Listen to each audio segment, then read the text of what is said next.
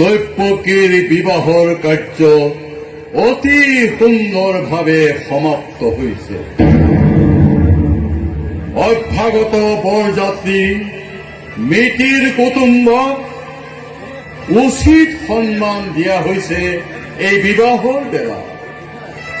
তার বাবে এই গোটেই পরিচালনার বাবে তুমি প্রশংসার পাত্র কালকেতু, তুমি প্রশংসার পাত্র। মহারাজ কালকেতু, আপনি আপনি মোক নিশ্চয়ই প্রশংসা করেছেন। নহয় আপনি আপনি আমার অন্নদাতা। নহয় আপনার অনুগ্রহ আৰু কৃপাতহে নহয় আমি কৰিছো তো মহাৰাজ। তুমি মোৰ প্ৰাণৰ সুখী, তুমি প্ৰশংসাৰ যোগ্য কালকেতু, তুমি এই প্ৰশংসাৰ যোগ্য।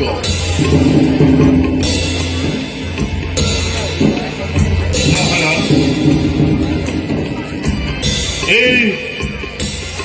এই বিবাহ কাৰ্য যি কাৰ্য সম্পাদিত হৈছে সকলো একমাত্ৰ কাৰণ আপুনি। হয় মহাৰাজ,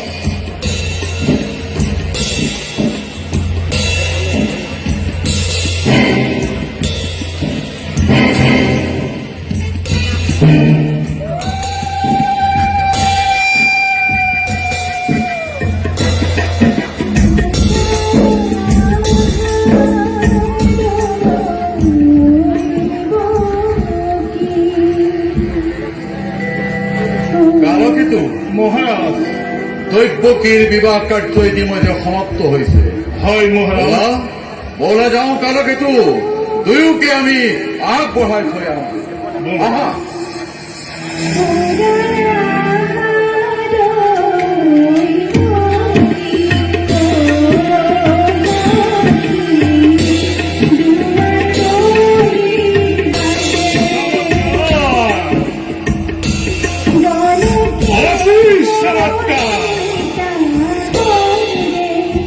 মহারাজ কংসৰ ভক্তি দৈত্যকীৰ বিবাহ কাৰ্য অতি সুন্দৰভাৱে সমাপ্ত হৈছে।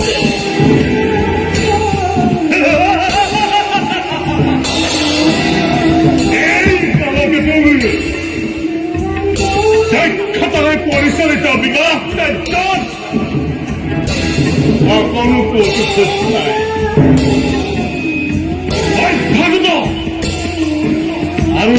আৰু বৰযাত্ৰী সকলোৱে পাইছে যথাযোগ্য সন্মান।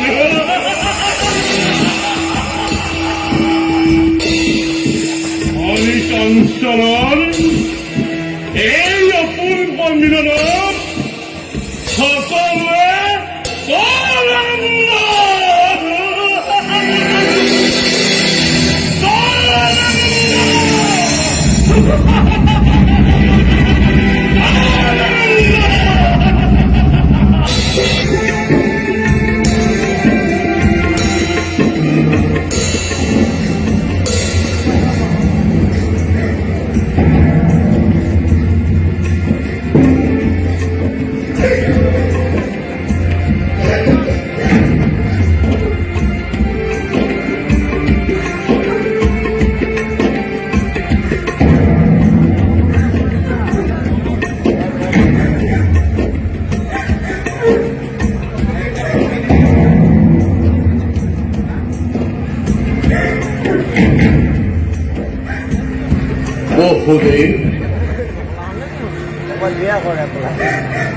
আজিৰ পৰা এই আজৰি ভনী দেখব কি সকলো দায়িত্ব মই তোমাৰ হাতত অৰ্পণ কৰিম। এই আজৰি ভনী দেখব কি তোমাৰ সৰুৰে পৰা অতি মৰমেৰে লালন পালন কৰিছিলো বকুলি। আজি সমাজৰ নীতি নিয়ম অনুসৰি তোমাৰ হাতত মই দ্ৰব্যটি ভক্তিৰূপে কৰিলো সমৰ্পণ।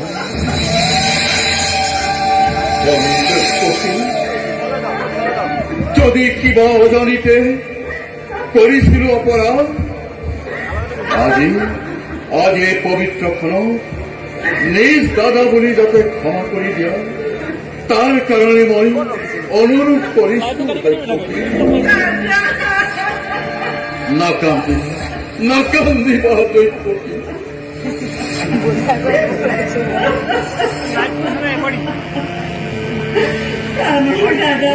দ্ৰব্যটি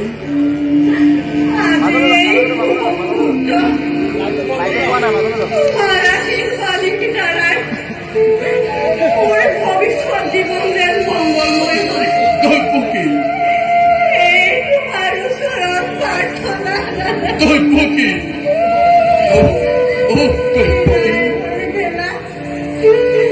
তোমাৰ নিজ ভগ্নী কত অপৰাধ মাৰ্জনা কৰি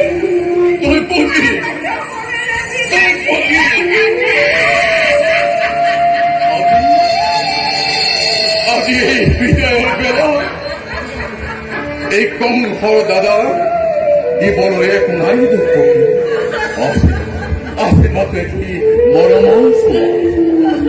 এই চুমাকে গ্ৰহণ কৰি সতীৰ ঘৰত সতীৰূপে দায়িত্ব পালন কৰি পুনৰ সংসাৰ কৰিবি পালন পাই।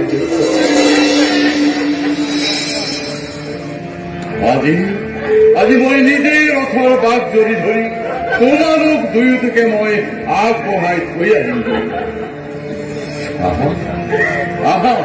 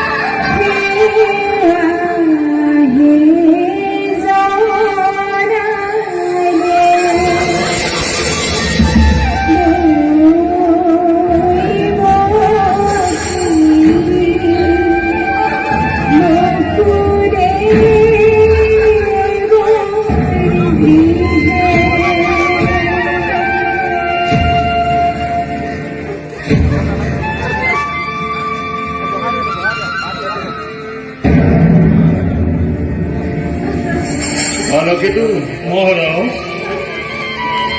আমি দুয়োকে আগবঢ়াই থৈ আহিম। বলো মহারাজ।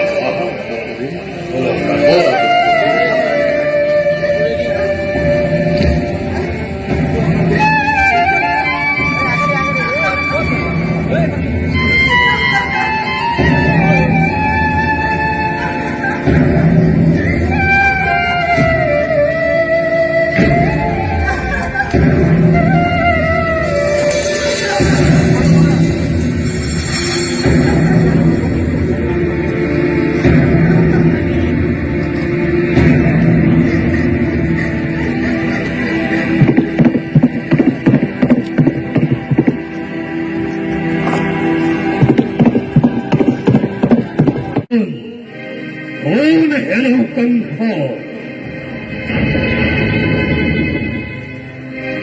তই যি দৈৱকী বিয়া পাতিব সমাৰোহে পাহৰা তই এই দৈৱকীৰ বৰ হঠাৎ অষ্টম সন্তানে সংসাৰ কৰিব অবলীলাৰ ক্ৰমে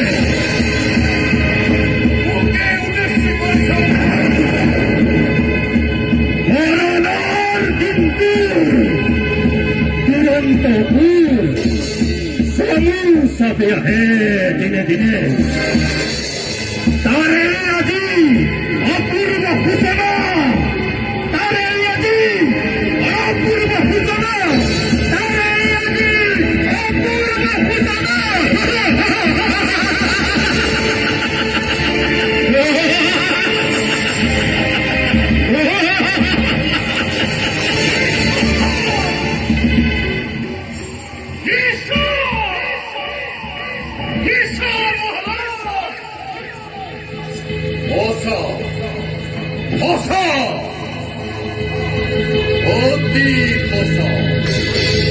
মনত পৰিছে সেই দুৰ্যতিৰ আপোন পাহৰা হৈ আজি দৈৱকীৰ বিবাহ পাতি আনন্দতে পাহৰিছো মই ভূত ভৱিষ্যতৰ কথা।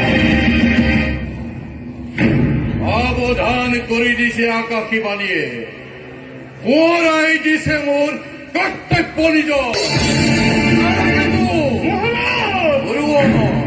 ঘৰুৱা বিজুলী বেগে তীক্ষ্ণ তৰোৱাল আনন্দ উন্নত প্ৰজা বধ কৰা যাকে যতে পোৱা মিত্ৰাদি মোৰ নহে গুৰুজন ভক্ত সকলবোৰ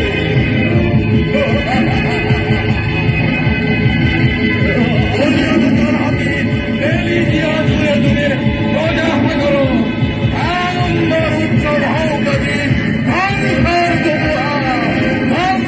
ধুমুহা ধ্বংসৰ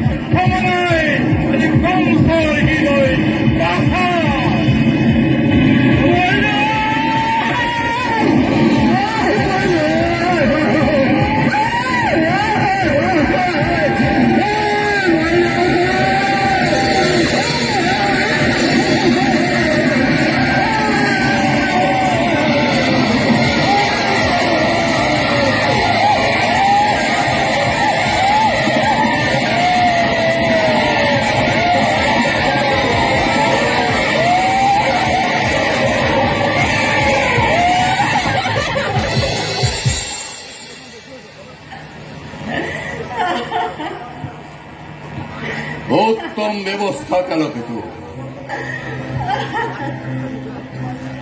বসুদেব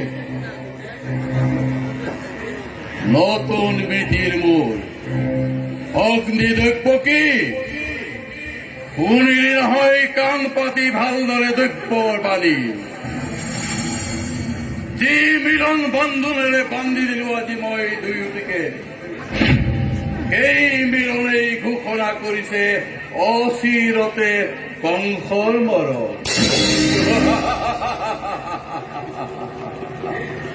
কংসৰ মৰণ জানো ইমানেই সহজ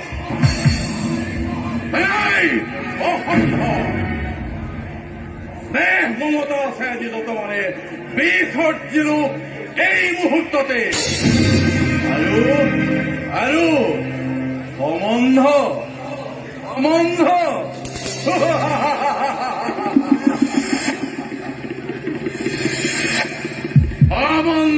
নাগপাত চিলো দৰিয়াই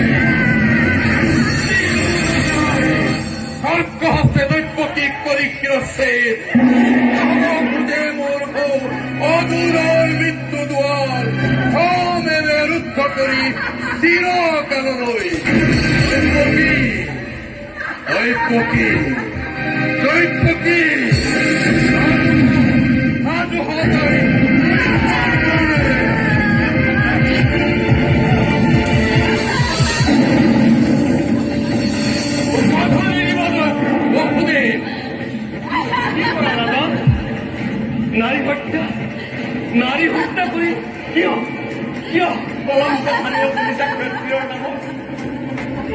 হত্যা কৰি ভক্তিক নিজৰ মৰণৰ কাৰণে তুমি ৰুধিব পাৰিবা ৰাজন?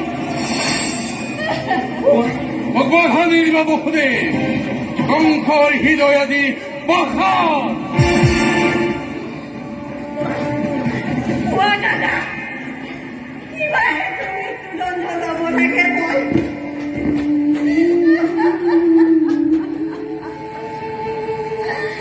কিবা হেতু মথুৰাৰ নিৰীহ প্ৰজাই শাস্তি পাই বিনা অপৰাধেৰে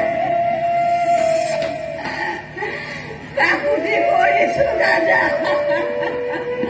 বন্ধ কৰা এই ধান নাই।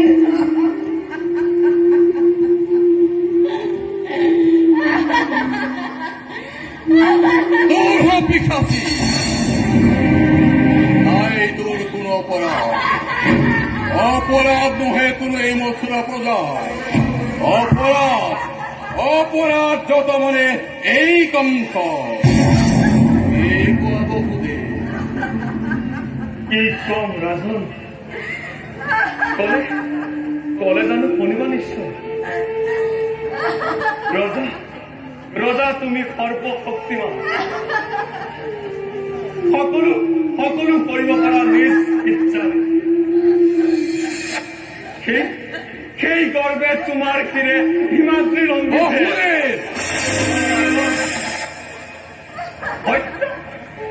হত্যা কৰা মৰণত জানো তুমি ৰুধিব পাৰিবা ৰাজন? তোমাৰ ৰাজন ৰজা মোৰ ইচ্ছামতে মই কৰিম বিধান। দৈৱকীৰ গৰ্ভজাত অষ্টম সন্তানক বধ কৰিম মই।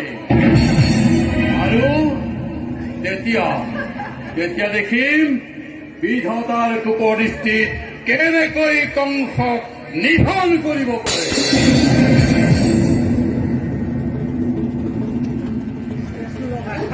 সাজু হ দৈৱকী, মৃত্যুৰ কাৰণে।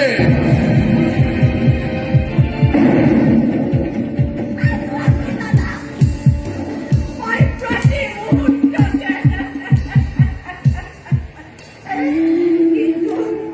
কিন্তু দাদা, তোৰো বুজিবা, ৰজা তুমি সৰ্বশক্তিমান। দেখা পাই আগন্ত মৰণৰ স্বপ্ন পঢ়ে নিকা বিবাদৰে কবিচাৰত এনেকুৱা মৃত্যুৰ নামত এই দৈৱকী বিচলিত নহয়। দৈৱকী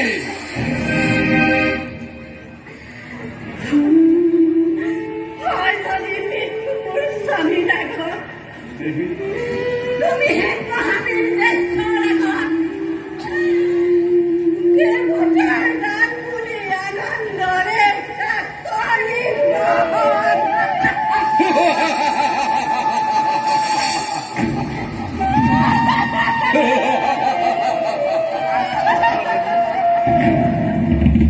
সঁচা কথা ৰাজন।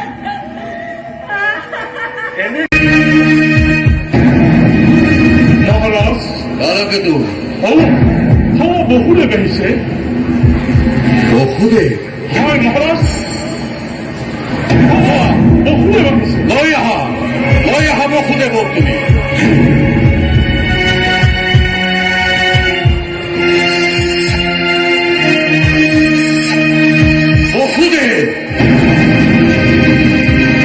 বসুদেৱৰ গৰ্ভজাত সন্তান।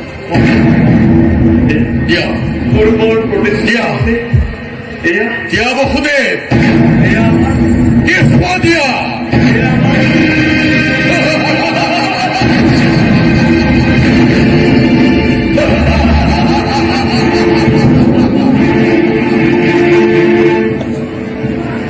অষ্টম সন্তান। ৰাজন নহয়, এয়া আমাৰ সন্তান ৰাজন। প্ৰথম সন্তান ৰাজন, বসুদেৱ। এয়া আমাৰ প্ৰথম সন্তান ৰাজন। প্ৰথম সন্তানৰ পৰা মোৰ কোনো বিপদ নহয়। আকাশে বাণী শ্ৰৱণ কৰিছিলো, দৈৱকীৰ গৰ্ভজাত অষ্টম সন্তানেই হব কংসৰ প্ৰাণবৈ। সেয়েহে সন্তানটিক বসুদেৱৰ হাতত অৰ্পণ কৰাই ভাল হ'ব। কোনে জানে এই সন্তানে পিতৃ আৰু মাতৃকুল ৰক্ষা কৰিব। কোৱা বসুদেৱ, কোৱা, এই সন্তানৰ পৰা মোৰ কোনো নাই বিষয়। শুনিবা, অষ্টম সন্তান তাতালিকে আনি দিবা তুমি মোৰ হাতত। কোৱা বসুদেৱ, এই সন্তানটিলৈ তুমি ঘৰলৈ উভতি যোৱা। এতিয়া বিদায়তে মাগিছো ৰাজন। যোৱা বসুদেৱ।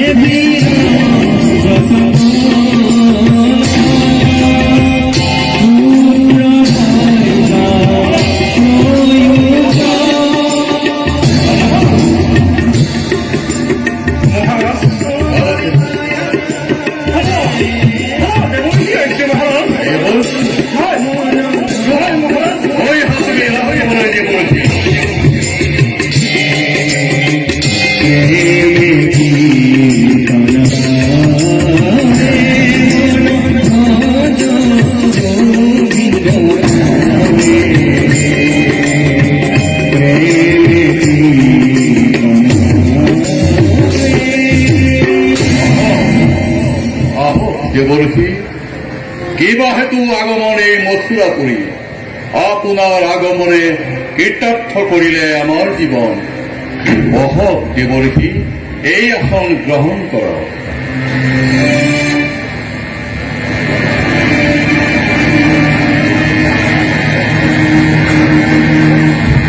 সংবাদ পালো বসুদেৱৰ প্ৰথম পুত্ৰ তুমি হেনো ক্ষমা কৰিলা। হয় দেৱৰথী, হয়। তাৰপিছত মহাৰাজ দেৱৰথী, দেখিলো বিজ্ঞ তুমি, ৰাজনীতিত সুপণ্ডিত, কিন্তু যি দেখিলো দেৱতাৰ কূটনীতি বুজিব পৰা ক্ষমতা তোমাৰ নাই। দেৱৰথী,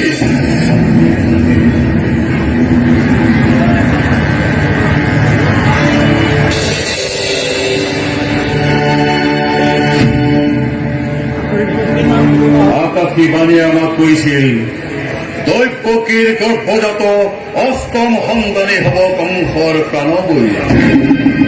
সেয়েহে দেৱৰথী, প্ৰথম সন্তানটো মই বসুদেৱক ঘূৰাই দিলো।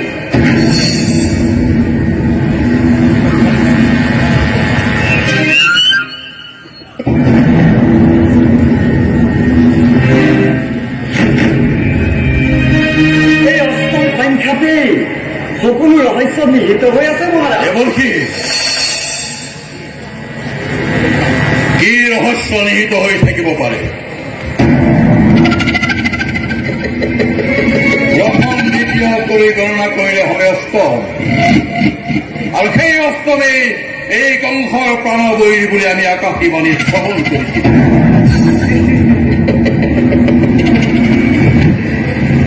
এইটো তোমালোকৰ গণনা মাত্ৰ, দেৱৰ্ষি,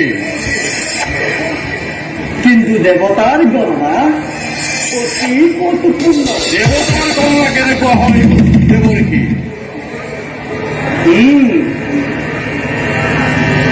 মহাৰাজ,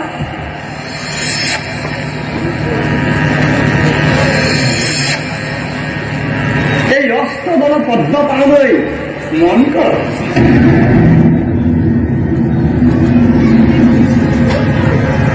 ইয়াত যদি প্ৰথম, দ্বিতীয়, তৃতীয়, চতুৰ্থ, পঞ্চম, ষষ্ঠ, সপ্তম, অষ্টম,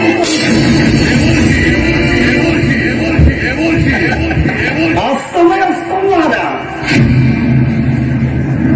এই অসম্ভৱ দেৱৰ্ষি।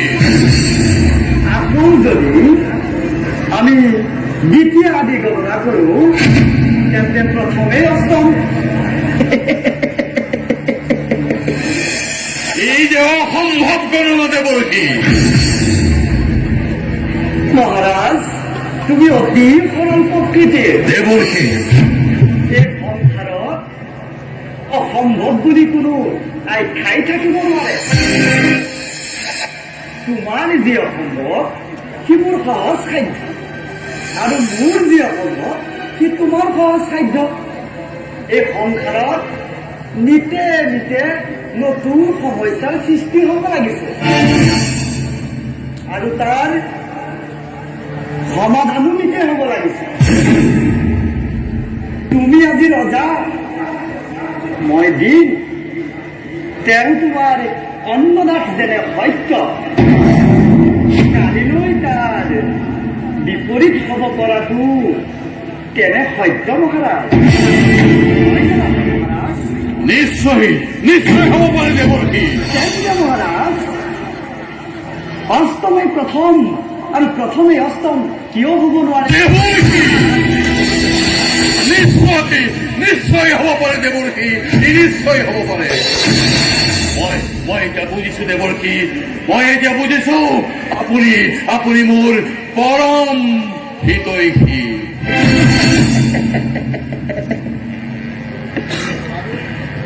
আৰু এটা কথা ৰাজন, কওক দেৱৰ্ষি। আপোনাৰ পিতা উগ্ৰসেন যদুবংশী, গোকুলৰ সকলো গোপগণ দেৱৰ্ষি, হৰিবংশে জন্ম লভিছে। বসুদেৱৰ অষ্টম পুত্ৰ হিচাপে জন্ম লবি তোমাক নিধন কৰিব।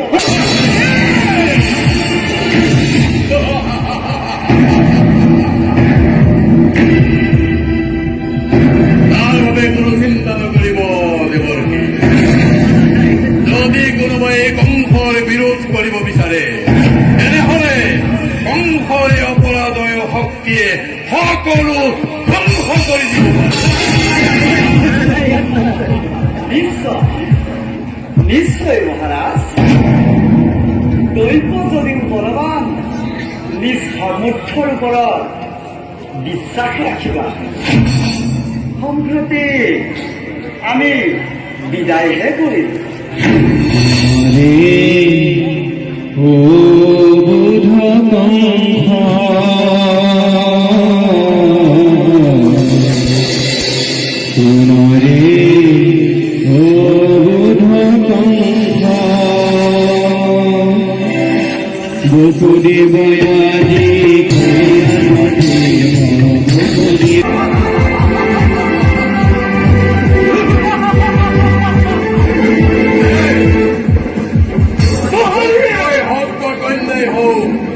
এই দৈত্যকীৰ গৰ্ভৰত অষ্টম সন্তান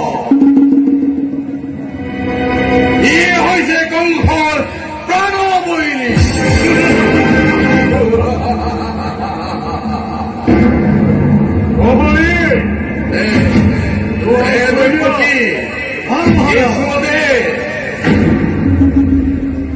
কাৰ শিখৰ তেজৰে বহু দিনিয়া হেপা কৰব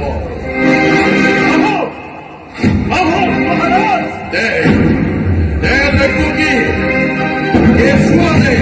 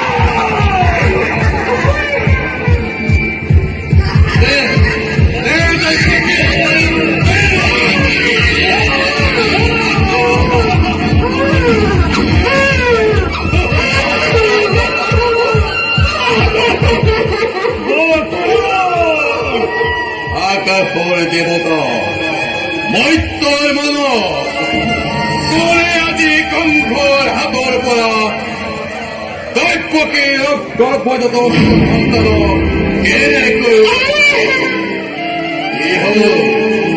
ইহল বস্তুৱে ৰস্তৰ মূৰ্তি দৰে চাই থাকিলা তুমি আৰু কাম দেখো মধ্যভূমিলৈ চাই থাকা কেনেদৰে তোমাৰ মৰমৰ কন্যাক শিলতে চাৰি হত্যা কৰি চাই থাকা তুমি অসুৰে দৈত্যকী অষ্টম সন্তান